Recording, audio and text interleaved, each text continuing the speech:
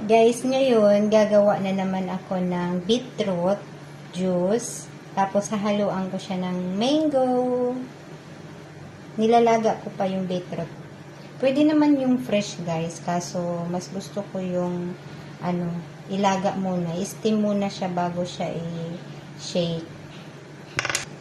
Ayan. Ihanda ko na siya dito para mamaya, yung beetroot na lang palalamigin.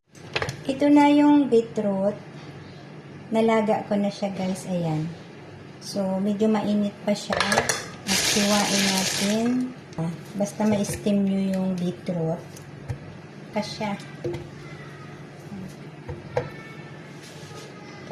Hindi ko siya mahiwa ng maayos. Sobrang init.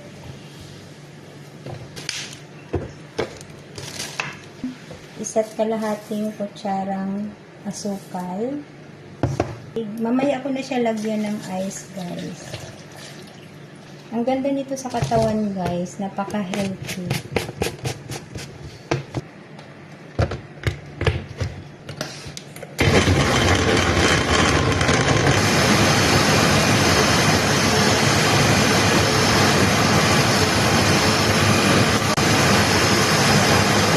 Tapos na.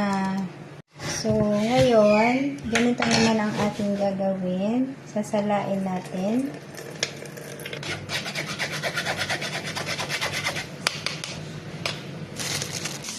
Ito na, guys. Inumin na namin.